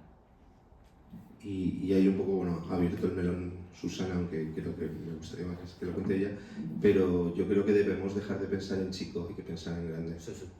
O sea, yo Me sumo. Si me ya quieres me lo cuentan y me lo sumo. le planteé un proyecto en el que al final del camino de este proyecto lo que queremos es que un grupo de mujeres que han sido víctimas de violencia, que son supervivientes de trata, tengan su propia empresa, tengan una cooperativa laboral, que sean dueñas de su futuro, porque es el camino. La autonomía económica es la clave. Cuando no tienes que depender de alguien para llenar tu nevera, cuando tu trabajo que está ahí, que siempre te lucra a ti y obtienes el beneficio, y si encima lo haces de manera colectiva, porque esa es la clave, no es una sola, no es una, es vamos juntas y podemos hacer más. Hay que pensar en grande. Por ejemplo, nosotros en Canarias estamos trabajando con el Servicio Canario de Empleo y hay un proyecto con las mujeres del sistema prostitucional que está funcionando ya el 4º año, está funcionando muy bien. Primero que tienen un sueldo, tienen una formación, pasan a hacer no sé cuántos eligen las formaciones a criterio, y después hay un trabajo también que están con las casas autosuficientes y aprenden a hacerlas, ellas son toda la parte, no solo de albañilería, de tal, entonces cada casa es un proyecto en la que después, y son muchas cosas que están pasando, entonces me estoy totalmente de acuerdo que por ahí va la línea de trabajo. Lo de la peluquería está muy bien, pero si eres la empresaria de la peluquería está estupendo. Por ejemplo, con las mujeres africanas es súper importante porque es el primer negocio que pueden montar y es que salen mucho por ahí. Por ejemplo, en el puerto, la zona de trenzas, pero montar el negocio, la parte de ayuda administrativa, porque claro, el pelo para las mujeres africanas es una cosa Pero si en vez de una peluquería es una cooperativa de peluquería. Ya, pero por ejemplo, ella, que se haga el negocio, por eso te digo, hay que separar. Entonces, cuando una mujer hace eso y tal, hay un proceso después de acompañamiento en el entorno social, porque no solo sino es el punto de encuentro de todas las mujeres, entonces son otras cosas. Que está bien, por eso te digo, que una cosa está bien, pero que lo otro también, y mucho más. Y que podemos, y es una línea, creo que por ahí va. Yo soy de las que por ahí va. Y lo digo muchas veces eso. O sea que si necesitan apoyo, yo les apoyo. Yo me sumo. Muchas gracias, Begoña, por tu tiempo y por compartir con nosotras todos los materiales. Intentaré ser breve y conciso. También, pues, alguna otra compañera desea participar y hacer de las preguntas algo equitativo entre mujeres y hombres. Voy a plantear primero mi pregunta y luego la desarrollo un poquito. La pregunta tiene que ver con deontología y periodismo, ¿vale? Entonces, yo quería pedirte tu opinión sobre la tesis de la autorregulación, sobre la cual se sustenta todo el oficio periodístico, si esto se está probando que no funciona, si tenemos que tender hacia un modelo diferente, como la corregulación, ¿no? Quizás te quería preguntar por esa dirección. Y es que, bueno, retomando lo que ha comentado el compañero, bueno, en medios privados, yo estoy investigando deontología en medios privados, sustentándome en las investigaciones de unas investigadoras maravillosas que desde 2018, 2020, Aurora Edo, Belén Zurbano, Omar García, Gordillo, bueno, unas cracks que están investigando los códigos deontológicos y tratando de entender si se están aplicando, si no se están aplicando, intentando crear herramientas para que podamos realizar un control sobre la información volcada en las noticias y si esta cumple con los códigos o no. Al final no hay ninguna diferencia. O sea, estamos asistiendo a un montón de medios de comunicación que sacan sus propios códigos deontológicos, la herramienta mágica del código deontológico orientada a violencias machistas. Tengo el protocolo, no me hace falta nada, ya lo tengo escrito, ¿no? Vale. Estamos viendo también cómo se están creando puestos de trabajo expresamente para realizar ese control dentro de los medios de comunicación, la redactora jefe de género, o conocemos, ¿no? Pero esto no se está traduciendo en una mejora de la calidad periodística de las noticias. Ni siquiera cuando comparamos medios que tienen estos códigos deontológicos y que se vanaglorian de ser pioneras en la creación de códigos deontológicos propios, como puede ser el Diario Público, a la hora de comparar con diarios que no tienen códigos deontológicos, como puede ser el Español, no hay apenas diferencia en la calidad de las noticias en materia de tratamiento de violencias machistas. Entonces, podemos decir que el modelo de autorregulación merece la pena seguir intentando en ese sentido. cuál sería una propuesta interesante para explorar, para mejorar este control que necesitamos de este supuesto cuarto poder que nos está trayendo un poco por el camino de la amargura. Gracias. Muchas gracias. Mira, autorregulación, corregulación, corresponsabilidad, te hablaría yo. Y entonces cuando utilizamos el concepto de corresponsabilidad y responsabilidad personal, o sea, la ontología es la responsabilidad de tu función en el trabajo que estás. Tú fíjate cómo funcionan los comités bioéticos en los hospitales, por ejemplo. Porque no hay comités en todas las partes de las instituciones públicas, ¿no? Un comité bioético saben cómo funciona, ¿no? Por ejemplo, viene algún tema concreto, por ejemplo, hay un caso que me tiene loca, que estoy investigando, porque a mí es otro tema que me gusta mucho, que yo me gustan muchas cosas, yo soy una humanista. Entonces, por ejemplo, hay un tío que quería cortarse la otra pierna, ¿no? Que era un deportista que va a las Olimpiadas, que corría con solo una pierna, y quería cortarse la otra para correr, porque los que no tenían dos piernas tenían las prótesis y corrían más. Bueno, hay gente para todo. Entonces, claro, se va al hospital y dice, no quiero que me corte la pierna. Me digo, no puedo, no puedo. Ah, si usted no puede, me la corto yo y después me la tiene que hacer. Claro, se tiene que reunir el comité, que ahí está debatiendo, todavía no se ha puesto de acuerdo. El otro se la va a cortar y va a venir sin la pierna. Me río porque, claro, hay cosas en la vida que tú dices... bueno, para él, yo qué sé, lo del deseo, derecho, ¿se acuerdan? Vale. Entonces, y esto estamos rodeados. Claro, se tiene que reunir el comité a valorar no solo la parte médica, sino las implicaciones sociales, la parte ética, la parte deontológica, la parte... Y se tienen que unir a hacer una valoración. Y después también, yo te plantearía otra cuestión, para que la analicemos, si quieres, juntos.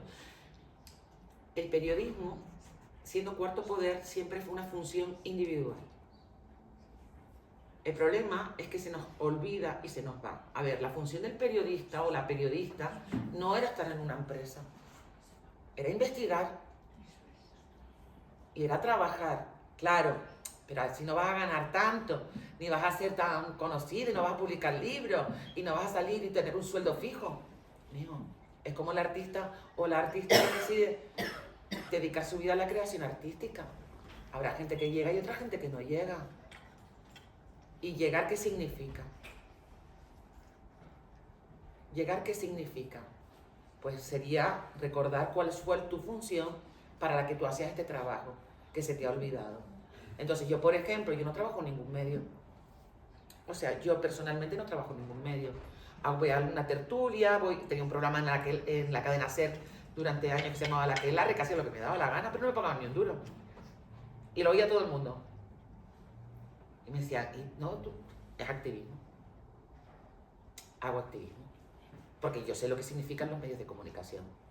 Ah, no gano pasta, que es una pérdida de tiempo, que me lo tengo que currar, que no sé cuánto. Sí, pero eso me da a mí una libertad que no te puedes imaginar. Yo entrevisto a quien me da la gana.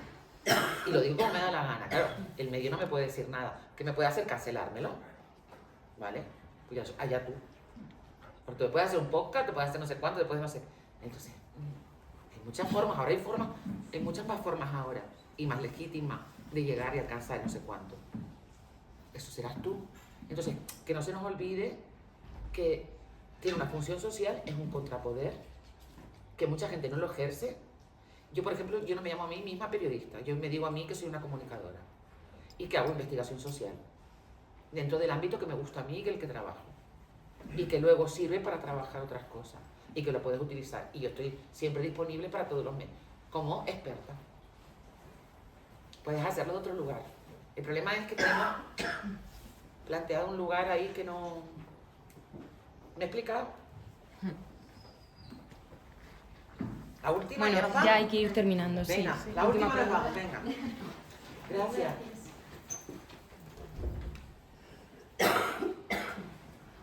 ¿Se me oye? Buenas noches. Primero, me gustaría hacerte dos preguntas. La primera, respecto a las nuevas generaciones, esto que estamos hablando de la captación a través de las redes 2.0, OnlyFans y todas estas cosas. ¿Se hay estudios sobre eso? Porque yo tampoco los he visto. Y la segunda, ¿de qué manera se puede prevenir? metiéndonos en naves espaciales y mandándonos a otro lugar. Porque claro, mira, con algo formación. debemos hacer, porque yo siempre pienso, algo se puede hacer. Mira, Esther Torrado y yo fuimos al Parlamento de Canarias el año pasado, además nos invitó al Partido Popular, el consejero de Educación, para hablarles exactamente de esto. Y explicándoles que la única opción era con la Consejería de Educación hacer educación afectivo-sexual en el aula, de forma transversal, trabajada con equipos, no cualquiera, iluminados también, que hay por ahí que van a explicarte tal, y de forma teórica, de forma tal, y utilizarlo de forma transversal. Bueno, lo curioso es que todos los partidos políticos del Parlamento, todos estaban de acuerdo, porque claro, primero fuimos y les pusimos datos. El informe de Esther Torrado y de Luis Ballester en Baleares y de Esther Torrado en Canarias, sobre, que después lo utiliza todo el mundo, de los 7 a 9 años, o sea, ya la coeducación que está haciendo la gente de Ofenco, la gente que está trabajando en Baleares, Sandra Sedano, hay un mogollón de gente que está trabajando. Si quieres también tengo una jornada específica sobre esto. Entonces se trabaja mucho y mucha investigación, no sé cuánto, pero claro, si no... Pero es que mira, yo por ejemplo, yo he dado mucha formación en los institutos. Y iba hablando del sistema prostitucional y acababa hablando de sexualidad. Y hicimos una fórmula que era, con los chicos y chicas, que era S, a ver cómo era, te lo digo, te lo pongo aquí. Era S igual, sexo igualitario. Era, E de partido por C. Hicimos esta fórmula. Entonces era, claro, porque siempre decíamos, que siempre parece que estaban, tú trabajas con monjas, digo, sí, pero yo no soy monja. Dice, claro, no te gusta, a mí me gusta, he tenido 4 maridos y tal, se reían. Entonces decía, sí, pero que siempre parece que están hablando que la sexualidad está mal. Y claro, yo decía, claro, a veces nos enfocamos, que siempre estamos poniéndoles como, cuidado. O sea, si no les somos capaces de explicar a los chicos y las chicas que la sexualidad es una parte importantísima de nuestra socialización, que es, pero vital, que hay que modificarla y entenderla y trabajarla, que tiene unos aspectos que no es cualquier cosa, porque claro, no, cualquier cosa no es, tiene unas implicaciones emocionales y tiene unas contraprestaciones y una causalidad y una correlación directa, emociones y salud. Bueno, pues entonces, sexualidad es, una sexualidad igualitaria era intención de placer mutuo. Intención de placer mutuo, pero decía, porque a veces no se da. Pero hay una intención mía, de las personas que están ahí, lo que sea, una intención. Deseo mutuo. Tienen que darse estas dos. Y consentimiento real y no viciado. Si tú le hablas en positivo, y tú te dabas cuenta, entonces cuando fuimos al Parlamento, nos dijeron todos los grupos políticos, incluido Vox, que estaban de acuerdo. Que nos quedamos flipando, nosotros nos dábamos patadas así porque decíamos, ay Dios, que hemos hecho mal. Digo, porque claro, están todos de acuerdo y tal. Pasado un año no han hecho nada. Y es sesión plenaria, es comisión, o sea que por lo tanto tiene una correspondencia en las indicaciones de la agenda política del Gobierno de Canarias.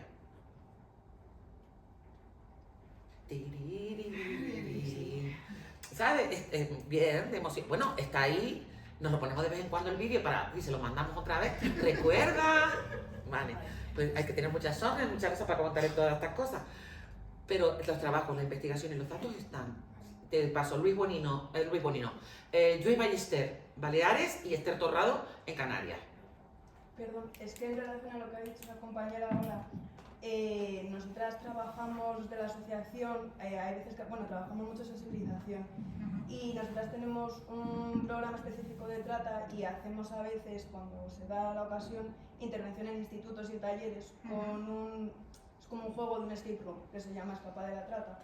Y entonces trabajamos con 4 casos ficticios de mujeres de diferentes ubicaciones, una es colombiana, otra es nigeriana, pero en concreto hay el caso de una chica menor de edad de 15 años española que entra en la trata a través de OnlyFans.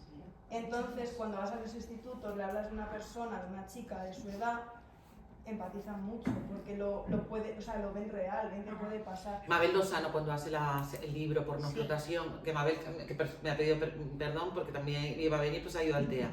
Entonces, Babel por explotación lo pone muy claro. Tienes la serie, la tienes además en Radio Televisión Española, la tienes gratuita, pero el libro es maravilloso. Aquel padre en el chat del Bernabéu.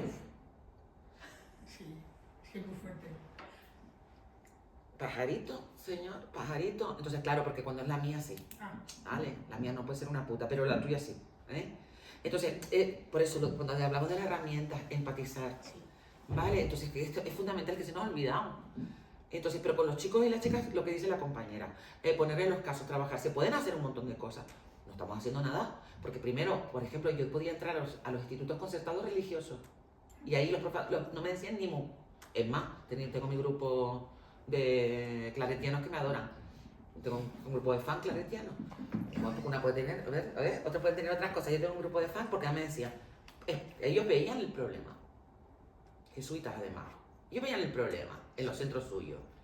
Y me decían, vete tú, y explícaselo y trabájalo, porque el problema, consecuencias tenían. Que habían acabado con un video sexual, sexting, se había metido otra en un grupo con un video pornográfico. Los problemas estaban, aunque fuesen de la clase, que ya da igual, que no es una cuestión de vulnerabilidad económica, que no te estás enterando, que está la vulnerabilidad emocional, que aquí entran todos y todas, ahora mismo están, pum, con las exigencias de estar, pertenecer, las violencias estéticas. Esto es tremendo. Entonces, cuando tú les llegas con todo eso pero tienes que trabajar también. Y tenemos que trabajar conceptos, herramientas y explicarles. No podemos seguir como se me levantó un chico una vez y dice, mira, vamos a ver, Begoña, que estás no me acuerdo que me reímos porque no sabíamos. Estábamos Mabel Lozano y yo dando una charla en el instituto. Y de repente, todo, todo tal, lo de porno explotación. Y de repente se da un pibe súper alto, 17 años. Estupendo. Pero que hablemos con nuestros padres, y pues cada vez que lo hablaba mi madre todavía me sigue hablando de la abejita y la flor del ombligo. Dice, y yo tengo relaciones sexuales con esta que está aquí, que es mi chica hace 3 años. Claro, y claro, nos quedamos así, digo, pues tienen más problemas a veces en los colegios públicos con los padres y madres, porque creen que eso lo van a tocar, pero que después ellos no lo tocan. Es como que con lo mismo que con las nuevas tecnologías, mucha prevención en seguridad vial, que te pegas 3 años, el paso peatón, el semáforo, el no sé qué, pero después le pones una pistola cargada, que es un móvil o una tablet. Y déjalos ahí. Y ven las cosas que ven. Y después quieren repetirlas. El aumento, ahora mismo los pediatras, el sector de pediatría que está diciendo que ya es un problema de salud pública. En Las Palmas ya tenemos, porque claro, estamos con las de materno infantil, los fines de semana las perforaciones anales en menores de 14 años. Claro, ha aumentado tanto, pero claro, la primera práctica sexual es darle la vuelta y penetrarle. Claro, y además me dice, pero que no ha sido con consentimiento, ha sido con intención. O sea, es que fíjate tú dónde llegamos. Pero claro, es que ellos han emprendido esa su pedagogía. Y una pedagogía interesada en que acabes después en el prostíbulo, porque con tus iguales no la vas a poder realizar. Es tremendo, pero eso es otro día. Y otra charla, vámonos ya, venga. Sí. Muchas gracias.